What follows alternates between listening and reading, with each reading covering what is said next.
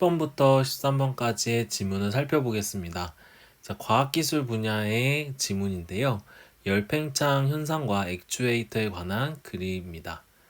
물체의 온도 변화에 따른 물리적 특성과 이를 응용한 장치인 액추에이터의 설계 원리를 설명하고 있는 글입니다.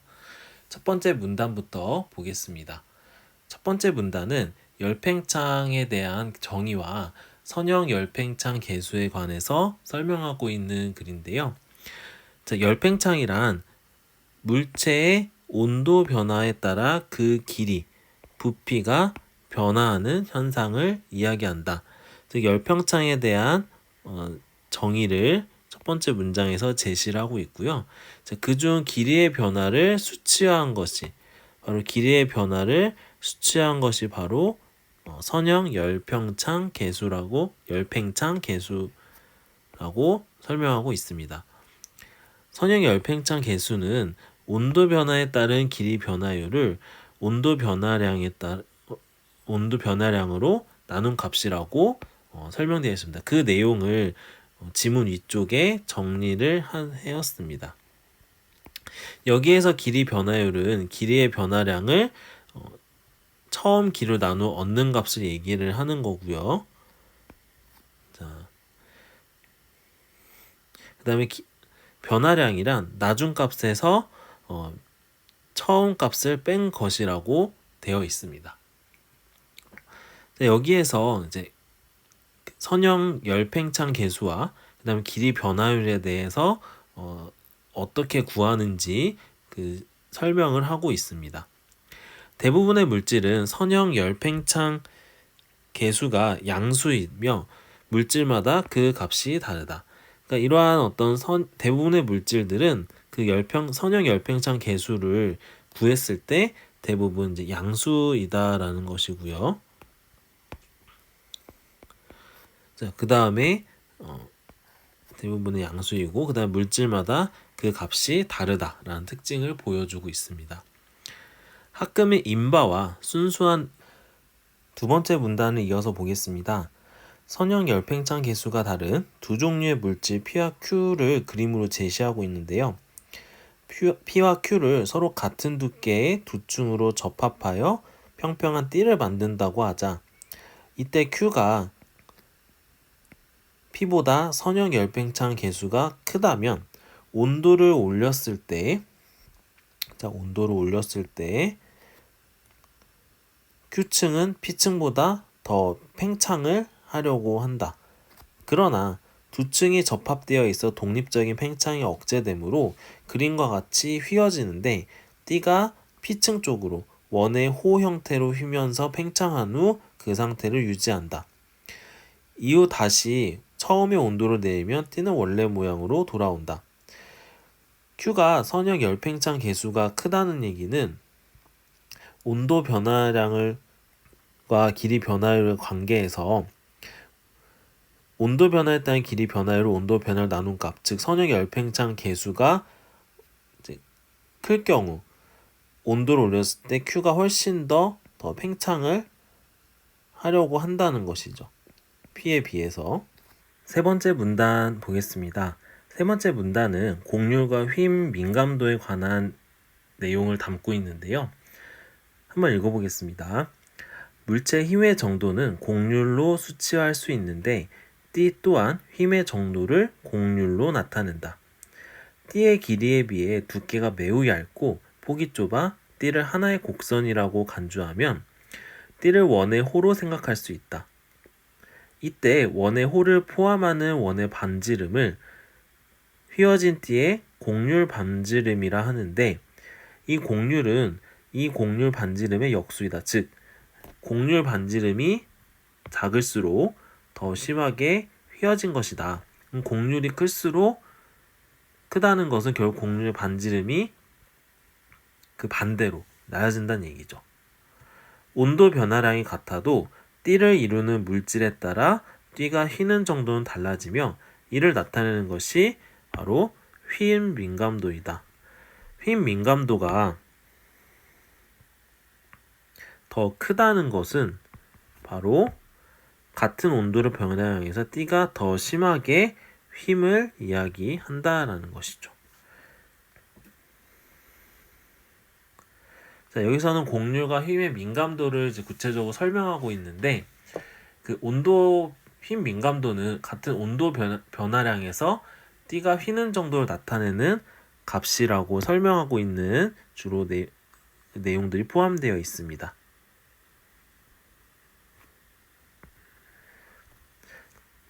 자, 네 번째 문단 이어서 보겠습니다. 자, 띠의 한쪽 끝을 고정하고 열을 가하면 띠가 휘면서 반대쪽 끝이 움직이는 액추에이터가 된다.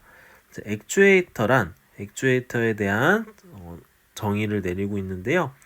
자, 열에너지 등을 기계적 동작으로 변환하는 장치라고 되어 있습니다. 그 열에너지를 어떤 기계적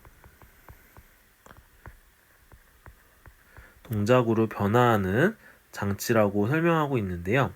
자, 여기 설계에는 최대 이동거리, 그 다음에 띠가 외부에 가할 수 있는 힘, 그 다음에 반응 완료 시간 등이 고려되어 설계된다는 얘기를 하고 있습니다.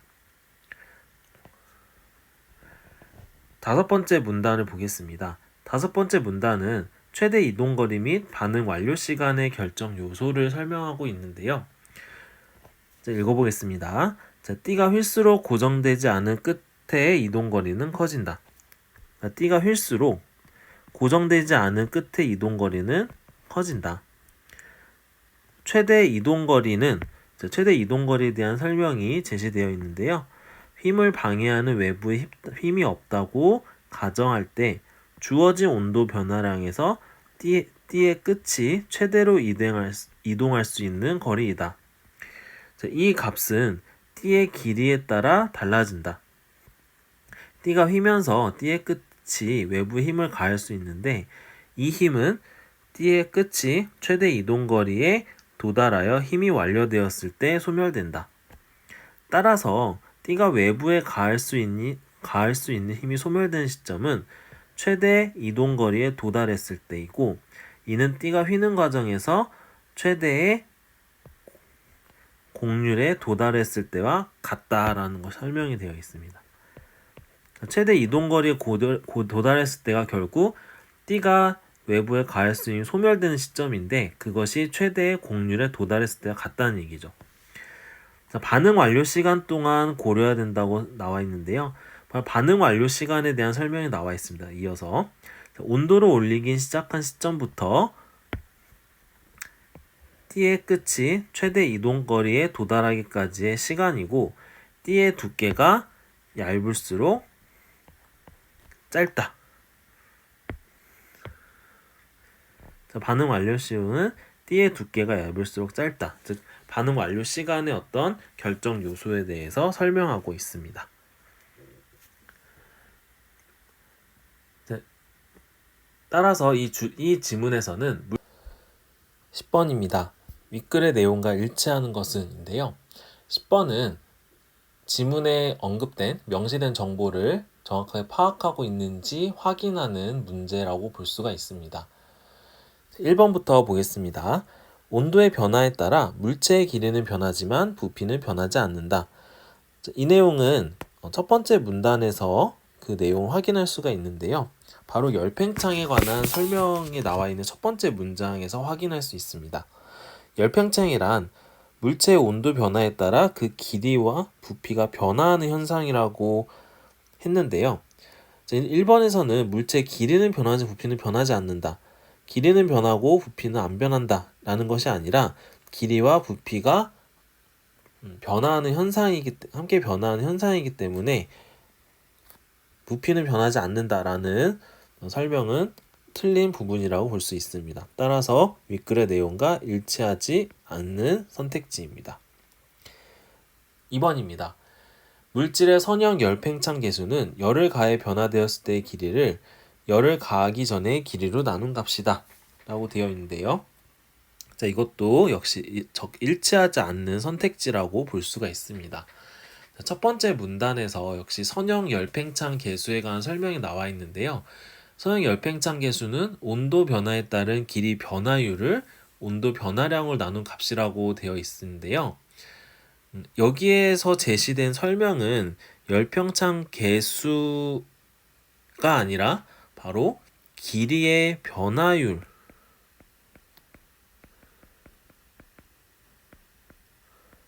를 설명하고 있는 선택지입니다. 따라서 2번도 일치하지 않는 선택지가 되겠습니다.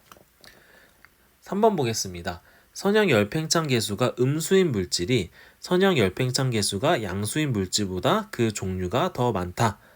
자, 역시 첫 번째 문단에서 대부분의 물질은 선형 열팽창 계수가 양수이고 라는 부분이 언급되어 있는데요. 이것을 고려했을 때 대부분의 물질 양수라는 점을 근거로 음수인 물질 종류가 많다는 설명은 적절하지 않습니다. 따라서 3번도 역시 일치하지 않는 선택지이고요. 4번 보겠습니다. 액추에이터는 열 에너지를 얻기 위해 기계적 움직임을 이용하는 장치이다 되는데요. 액추에이터의 설명은 네 번째 문단에서 언급되어 있는데 액추에이터는 네 번째 문단의 근거에 따르면 열 에너지를 기계적 동작으로 변환하는 장치라고 정의를 했는데요. 열 에너지를 얻기 위해 기계적 움직임을 이용한다는 것은 앞뒤가 이제 바뀐 설명이라고 볼 수가 있습니다. 그래서 원인과 결과가 어떤 뒤바뀐 어떤 설명이라고 볼 수 있기 때문에 역시 4번도 일치하지 않는 선택지가 되겠습니다. 자, 5번 선택지입니다. 서로 다른 물질을 두께가 같은 두 층으로 접합해 만든 띠의 온도를 올릴 때 띠의 두께가 얇을수록 휨이 빨리 완료된다. 자, 바로 다섯 번째 문단에서 해당 내용을 찾을 수가 있습니다. 다섯 번째 문단에서 반응 완료 시간이 언급되어 있는데요. 자, 온도를 올리기 시작한 시점부터 띠의 끝이 최대 이동 거리에 도달할 때까지의 시간을 얘기를 합니다. 그 반응 완료 시간은 다섯 번째 문단에서 마지막 부분에 띠의 두께가 얇을수록 짧다라고 언급이 되어 있는데요. 따라서 두께가 얇으면 휨이 빨리 완료된다는 해석은 지문의 내용과 같은 설명이라고 볼 수가 있겠습니다. 일치하는 설명이기 때문에 따라서 5번이 일치하는 11번입니다. 윗글에서 추론한 내용으로 적절하지 않은 것은 묻고 있는 문제인데요. 11번 문항은 지문의 내용을 바탕으로 지문에서 언급된 개념과 원리를 통해서 이제 새로운 상황이 있을 때의 결과를 추론하는 문제라고 볼 수가 있습니다. 지문에 있는 내용을 근거로 바탕으로 추론해야 되기 때문에 지문의 내용의 근거를 바탕으로 우리가 한번 하나씩 분석해 보도록 하겠습니다. 자, 1번입니다. 선형 열팽창 계수가 음수인 물질에 열을 가하면 길이가 줄어든다 라고 되어 있습니다. 1문단에서 이 내용과 관련된 걸 찾을 수가 있는데요. 1문단에서 길이의 변화율은 길이의 어떤 변화량, 그러니까 나중에서 처음 값을 뺀 어떤 변화량을 처음 길이로 나눈 것이고 선형 열팽창 계수에 대한 것은 길이 변화율을 온도 변화량으로 나눈 값으로 설명했습니다. 그럼 계수가 음수이고 만약에 계수가 이제 음수일 경우에 열을 가해 온도 변화량이 양수라고 한다면 길이의 변화량은 음수여야겠죠.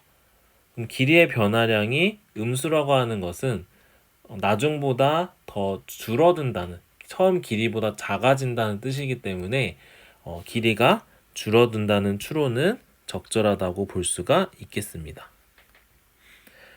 자, 2번. 온도에 따라 길이 변화가 작아야 하는 부품에는 알루미늄보다 인바가 더 적합하다. 자, 첫 번째 문단에서 알루미늄과 인바에 대한 언급이 나와 있는데요. 그러니까 인바는 알루미늄보다 매우 작은 선형 열팽창 계수를 갖는다고 해요. 자, 선형 열팽창 계수를 비교할 때 인바가 알루미늄보다 작다고 언급되어 있었습니다. 다시 말해서 온도 변화에 따라 길이 변화가 더 작기 때문에 길이 변화가 작아야 하는 부피에 인바가 더 적합하다. 그러니까 온도 변화량이 따른 길이 변화가 더 작아야지 작은 수가 되는 거겠죠. 따라서 길이 변화가 작아야 하는 부품이 바로 인바가 더 적합하다는 추론은 적절하다고 볼 수 있겠습니다. 3번 보겠습니다.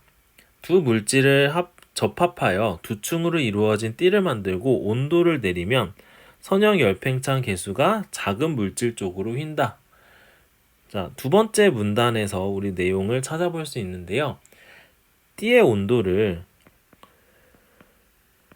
올리게 되면은 열팽창 계수가 작은 쪽으로 휜다. 띠 온도가 높게 되면은 열팽창 계수가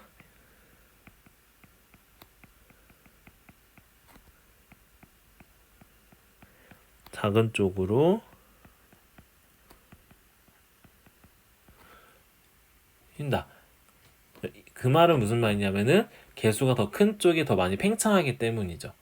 반대로 띠의 온도를 내리게 되면 계수가 더 큰 쪽이 더 많이 수축하게 된다. 따라서 띠는 계수가 큰 쪽으로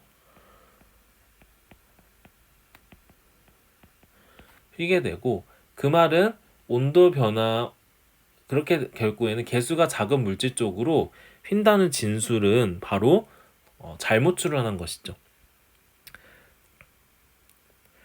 따라서 3번에서 해당되는 계수가 작은 물질 쪽으로 휜다는 진술은 잘못 추론한 것이라고 볼 수가 있겠습니다. 따라서 3번이 적절하지 않은 추론이라고 볼 수가 있겠습니다. 4번 보겠습니다. 열팽창으로 길이가 늘어난 두 물체의 길이의 변화량이 같다면 팽창 전의 길이가 더 긴 물체의 길이 변화율이 더 작다. 자, 첫 번째 문단에서 역시 해당되는 내용을 찾을 수가 있는데요. 길이 변화율은 나중에서 처음 값을 뺀, 즉 변화량을 처음 길이로 나눈 값인데요. 길이의 변화량이 같다. 즉 길이의 변화량은 바로 이제 분자에 해당되는 거죠. 분모인 처음 길이가 길게 되면 길이의 변화율은 작아지겠죠. 따라서 4번의 추론은 적절하다고 볼 수가 있겠습니다.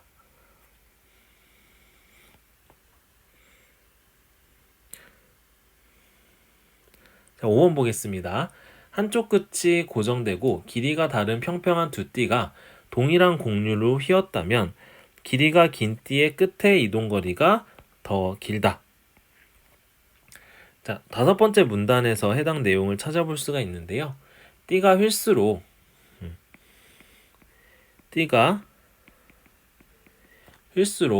고정되지 않은 끝의 이동거리가 커지게 되고, 최대 이동거리는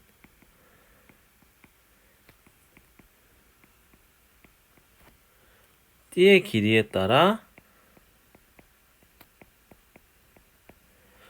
달라진다고 했던 내용이 있습니다.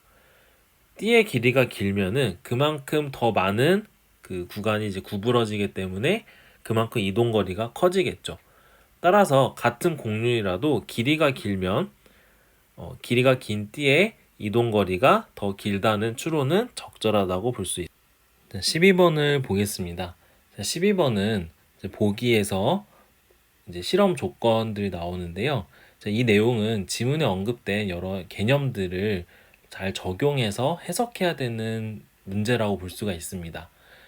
그래서 주어진 조건이나 결과를 통해서 보기에 언급된 집게 A와 B의 상태를 비교해야 되는 문제라고 볼 수가 있겠습니다. 보기 먼저 보겠습니다. 두 물질을 접합하여 두 층으로 만든 두 종류의 띠 A, B가 있다. 두 물질의 선형 열팽창 계수의 차이는 B가 A보다 크고 두께와 길이는 A, B 모두 같다. 이 띠를 활용하여 오른쪽 그림과 같이 띠가 안으로 휘어 물체를 잡는 집게를 만들었다. A를 2개 사용한 것은 집게 A고 B를 2개 사용한 것은 집게 B이다. 대문자 B이다. 각각 대문자 A와 B 집게가 있습니다. 온도 T5에서 A와 B의 모든 띠는 평평한 상태인데 이 T0에서 T1으로 높였을 때 B만 작동하는 것을 B만 물체를 잡을 수, 즉 B가 휘어졌다는 얘기인데요. 그런데 T5에서 T1보다 높은 온도인 T2로 그러니까 T1보다 T2가 온도가 높은데 T2로 온도를 올렸을 때는 A도 작동을 했다는 거죠. 이 내용을 바탕으로 1번부터 5번까지 내용을 선택지를 분석해 보겠습니다. 1번 T0에서 T1으로 올렸을 때보다 T0에서 T2로 올렸을 때 A와 B 모두 외부에 가할 수 있는 힘이 소멸되는 시점의 공률은 더 크겠군. 자, 이 내용은 5번째 문단에서 우리 내용을 연결해 볼 필요가 있습니다. 5번째 문단에서 외부에 가할 수 있는 힘이 소멸되는 시점의 공률은 바로 최대 이동거리의 최대 공률에 도달했을 때라고 언급되어 있습니다. 그 다음에 3번째 문단에서 온도 변화량이 클수록 띠가 더 심하게 휜다고 언급되어 있는데요. 여기서 T1보다 T2가 더 높은 온도이고 T0에서 T2로 올렸을 때 온도 변화량이 T0에서 T1을 올릴 때보다 크고 이 때문에 A와 B 모두 T2에서 더 큰 공률에 도달하게 됨을 알 수가 있습니다. 따라서 1번이 바로 적절한 선택지라고 볼 수가 있겠습니다.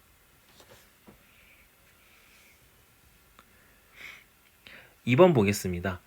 T0에서 T1으로 올렸을 때 A와 B 각각의 휘미 멈춘 시점에서 A의 공률 반지름은 B의 공률 반지름보다 작겠군. 자, 라고 되어 있는데요. T1에서는 B만 작동을 했죠. T1에서는 B만 작동을 했고 B만 물체를 잡았다는 것은 이제 B가 A보다 더 심하게 휘어서 B의 공률이 더 크다는 것을 의미했습니다.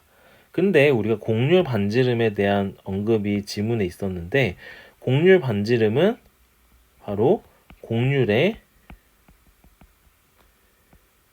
역수라고 언급되어 있습니다. 이 말은 무슨 말이냐면은 공률 반지름이 큰다는 얘기는 공률이 낮다는 얘기고 공률 반지름이 낮다는 얘기는 공률이 크다는 얘기입니다.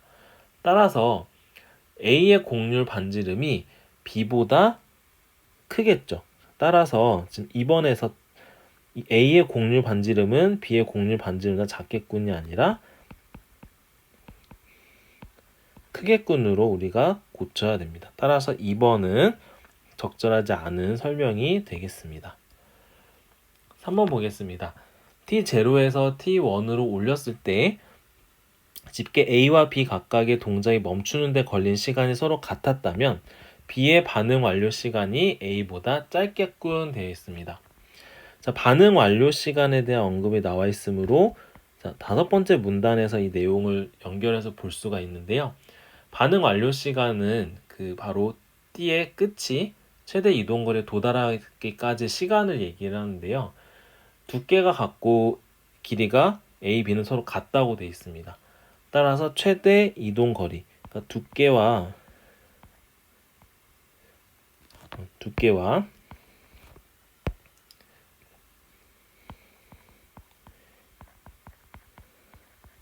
길이가 A와 B와 같기 때문에 따라서 최대 이동거리는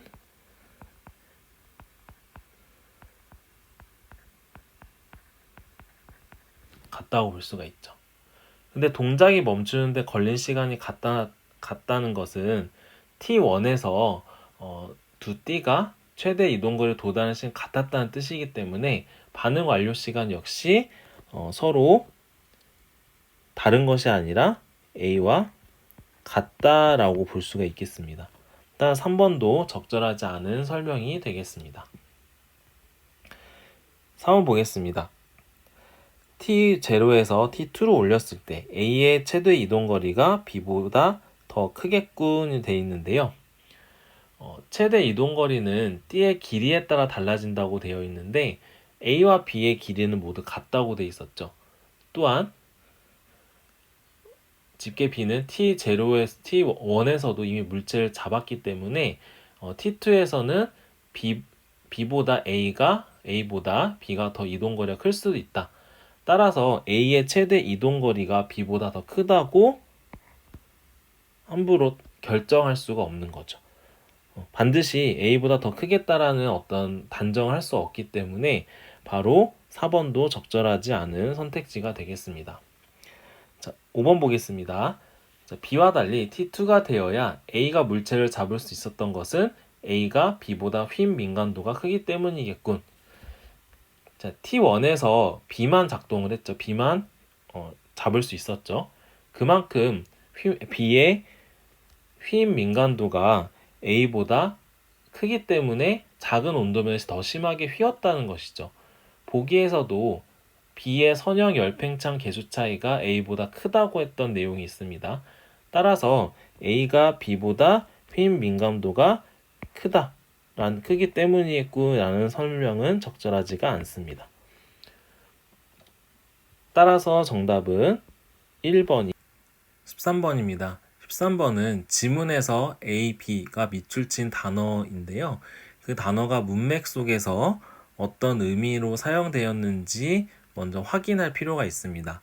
그리고 이걸 바탕으로 1번에서 5번까지에 쓰인 A, B 사용된 예문이 같은 의미로 사용된 것인지 고르는 문제이고 역시 어휘의 어떤 문맥적 의미를 파악하는 문제라고 볼 수가 있겠습니다. 자, 먼저 A, B, 지문의 A, B에 나와 있는 얻다, 얻는이라는 단어는 바로 문맥상 어떤 뭔가 구하거나 찾아서 가지다라는 의미이고요. B에서의 돌아오다는 원래 있던 곳으로 다시 돌아오거나 원래 있던 상태로 다시 되다라는 의미로 사용되었습니다. 이걸 바탕으로 이와 유사한 문맥적 의미로 쓰인 예시를 하나씩 살펴보도록 하겠습니다. 자, 1번 보겠습니다. 1번. 1번의 A는 그는 이 실험에서 측정한 근사치를 얻었다. 자, 이 근사치를 얻었다는 건 어떤 수치를 구하거나 갖게 됐다는 의미로 사용되었기 때문에 문맥상 지문에서 언급된 얻다랑 비슷한 문맥적 의미라고 볼 수가 있습니다. 자, B 보겠습니다. 그는 은퇴한 후 고향으로 돌아왔다.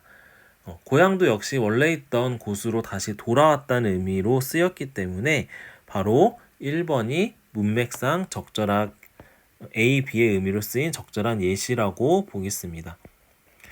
자, 2번부터 5번까지도 같이 이어서 보겠습니다. 이번에 A에서는 그는 친구의 도움에 용기를 얻었다. 여기서 용기를 얻었다라는 얻다는 어떤 상태를 갖게 되었다. 어떤 상태를 갖다 라는 의미로 볼 수가 있고, B, 곧 그에게 발표할 차례가 돌아온다. 어떤 순서가 되다라는 의미로 사용된 것으로 파악됩니다. 따라서 지문에서 언급된 문맥적 의미와는 다르다고 볼 수 있습니다. 자, 3번 보겠습니다.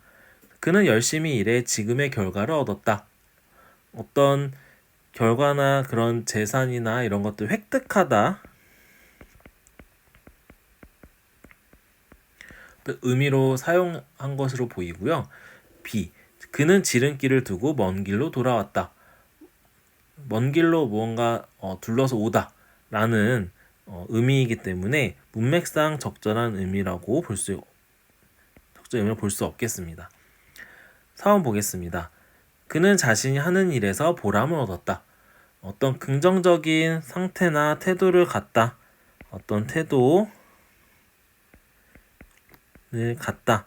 라는 점에서 2번에서 쓰인 문맥적 의미와 유사합니다. 하지만 지문에서 언급된 문맥적 의미와는 다르다고 볼 수 있습니다.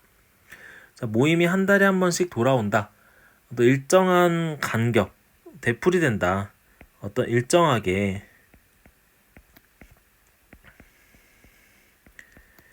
되풀이되다라는 어떤 의미와 유사한 의미를 쓰였기 때문에 지문에서 언급된 돌아오다랑은 좀 다른 의미입니다. 자, 5번 보겠습니다. 그는 가족의 열렬한 호응에 자신감을 얻었다. 자, 역시 4번과 마찬가지로 어떤 상태나 태도를 갖다 라는 의미이기 때문에 지문에서 의미랑은 좀 다르고요. 자, B. 우리 부서에 적은 돈이 몫으로 돌아왔다. 뭔가 어떤 금전적이나 아니면 어떤 칭찬 이런 것들 받다 라는 의미로 쓰였기 때문에 지문에 쓰인 문맥적 의미와 다르다고